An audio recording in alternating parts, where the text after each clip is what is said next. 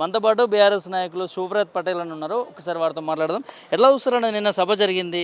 టక్ టక్ టక్ అనుకుంటా రైతు భరోసా పైసలు 12 తర్వాత పడబోతున్నాయని అన్నారు. 12 టైం తర్వాత మరి పడ్డాయి అనుకోవచ్చు. ఎట్లా చూడొచ్చు? ఈరోజు ఆయన మాటలు ఏ విధంగా ఉన్నాయో మా మా వర్కింగ్ ప్రెసిడెంట్ కేటీఆర్ గారు చెప్పిండు. ఆ, ఒక సినిమాలో ఆహానా పెళ్ళంట అనే సినిమాలో కోడిని ఏలాడదీసి కింద కారం అన్నం పెట్టి తినమన్నట్టు ఈరోజు అన్ని పథకాల్లో ఈరోజు 6 గ్యారెంటీలు అన్నటువంటి దాంట్లో ఏది కూడా ఆచరణ నోచుకున్నటువంటి గ్యారెంటీలు పథకాలు ఆయన మాటలు ఆయన డిక్లరేషన్లు 420 హామీలు మొత్తం కూడా ఏది కూడా ఆచరణకు నోచుకోలేదు. కాబట్టే ఈరోజు ప్రజలందరూ కూడా ఏం ఆశపడతలేరు. కానీ నిన్న ఆయన ఏం చెప్పిండంటే కొడంగల్ కాన్స్టిట్యున్సీలో జరిగినటువంటి సభలో మొత్తం కూడా రాత్రి ఈరోజు హాలిడే ఉన్నది, 26 జనవరి ఉన్నది, రాత్రి 12 గంటల నుండి టక్ టక్ టక్ అని చెప్పేసి సెల్ ఫోన్ నామంలో మొత్తం కూడా మోతలు వస్తాయి, మొత్తం రైతు భరోసా పైసలు జమ అవుతాయి అన్నాడు. ప్రజలు ఏమో ఆశ కదా, పెడతామంటే ఆశ, కొడతామంటే భయం. కాబట్టి పెడతాడేమో నిజంగానే వస్తాయేమో అని చెప్పేసి అందరు ఫోన్లు పట్టుకొని ఉన్నారు ఇప్పటివరకు. ఎక్కడ టింగ్ అని లేదు, టక్ అని లేదు, టుక్ అని లేదు. కాబట్టి ప్రజలు ఎక్కడైతే వాళ్ళ జనరల్గా ఏమనుకున్నామంటే మేము కనీసం మండలానికి ఒక గ్రామాన్ని పైలట్ ప్రాజెక్ట్గా సెలెక్ట్ చేసుకురు వీళ్ళు. ఈరోజు రాష్ట్రం అంతా పడదు, రాష్ట్రంలో ఉండేటటువంటి 15,000 చిల్లర గ్రామాల్లో ఎక్కడ కూడా పడదు. కేవలం వాళ్ళు ప్రారంభించినటువంటి 612 మండలాలకు సంబంధించి ఒక్కొక్క విలేజ్లో పైలట్ ప్రాజెక్ట్ తీసుకుర్రో దాంట్లో ఉన్న పడుతుందని ఆ ఊరు గ్రామ ప్రజలు కూడా ఈరోజు ఇప్పుడు కూడా నేను తెలుసుకున్నా. తాండూరు మండలానికి సంబంధించి తెలుసుకున్నా, అదేవిధంగా పెద్దేముల మండలానికి సంబంధించి తెలుసుకున్నా, వికారాబాద్ మండలానికి ఎక్కడ కూడా టక్కు లేదు, టుక్కు లేదు, ఒక రూపాయి పడ్డది లేదు. కాబట్టి ఇదంతా కూడా వీళ్ళు మొత్తం రేపు వచ్చే గ్రామాల్లో వచ్చేటటువంటి ఎన్నికలు, ఇది సర్పంచ్ ఎన్నికలు కావచ్చు, ఎంపీటీసీ ఎన్నికలు కావచ్చు, జెడ్పీటీసీ ఎన్నికలు, ఈ లోకల్ బాడీ ఎలక్షన్ల కోసం ఇవన్నీ కూడా చేసే ప్రయత్నం చేస్తుర్రు. ఇది స్టార్ట్ అవుతుందనే నమ్మకం ఉండలేదు. దాంట్లో ఎన్నో కటింగ్లు, ఆయన కటింగ్ మాస్టర్ అయ్యాడు. సీఎం గారు చీఫ్ మినిస్టర్ కాకుండా కటింగ్ మాస్టర్ అయ్యాడు. ఏంటంటే మొత్తం కూడా అన్ని పథకాలకు గతంలో కేసీఆర్ గారు పథకాలు ఎట్లుంటుండే అంటే మొత్తం కూడా శాచురేషన్ పాయింట్ మొత్తం ఈరోజు పెన్షన్లు ఇస్తున్నామంటే అందరికీ ఎవరైతే ఆ లబ్ధిదారులు ఉన్నారో అందరికీ ఇవ్వడం జరిగింది. కళ్యాణ్ లక్ష్మి, షాదీ ముబారకు ఇవన్నీ కూడా పూర్తిగా శాచురేషన్ మోడ్లో అన్నీ కూడా అమలు చేశారు. రైతులకు సంబంధించి రైతు బంధు కూడా పూర్తిగా అందరికీ చిన్న పెద్ద పేద ధనిక అని తేడా లేకుండా రైతులందరూ కూడా కష్టజీవులే, రైతులు ప్రతి ఒక్కరికి కూడా పెట్టుబడి ఉంటుంది కాబట్టి అందరినీ సమానంగా చూడాలనే ఉద్దేశంతో అందరికీ ఇచ్చాడు. కానీ ఈరోజు రైతు లోన్ల విషయంలో చూసినాం మనం. రుణమాఫీలో ఎక్కడ కూడా సంపూర్ణం జరగలే. వాళ్ళు చెప్పింది ఏంది, 22,000 కోట్లు మేము పెట్టినాం, 25 లక్షల మంది రైతులకు లబ్ధి చేకూరింది అంటున్నారు. కానీ ఎక్కడ కూడా గ్రామ స్థాయిలో పోతే ఎక్కడ కూడా ఆ పరిస్థితి లేదు. ఊర్లలో 30-40% మించి ఎక్కడ కూడా రుణమాఫీ జరగలేదు. దాంట్లో నిన్న ఆయన పోయినటువంటి ఊరు ఉన్నది కదా, కోస్గి మండలకు సంబంధించి, ఆ ఊర్లో కూడా పోయి అడుగుదాం ఎవరికైనా సంపూర్ణంగా రుణమాఫీ జరిగిందో. జరగలేదు. కాబట్టి ఇది కూడా రైతు భరోసాకు సంబంధించి కూడా ఎవరికి నమ్మకం లేదు.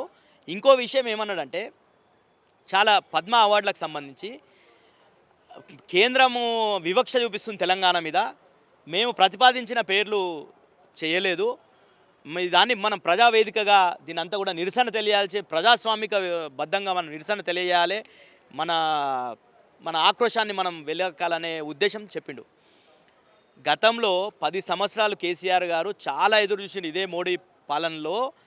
అనేక సందర్భాల్లో మోడీ గారితో ఫస్ట్ టర్మ్లో చాలా సఖ్యత మెయింటైన్ చేసి మనకు సంబంధించిన అనుమతులన్నీ కూడా తెలంగాణలో తీసుకొని వచ్చారు. కానీ తర్వాత ఏం చేసిండ్రు, 157 మెడికల్ కాలేజీలు దేశవ్యాప్తంగా ఇస్తే ఒక్క మెడికల్ కాలేజ్ తెలంగాణకి ఇవ్వలే. అక్కడ ఆంధ్రప్రదేశ్లో జాతీయ హోదా ప్రాజెక్టులకు ఇస్తే ఇక్కడ తెలంగాణలో జాతీయ హోదా ఇవ్వలే ప్రాజెక్టులకు.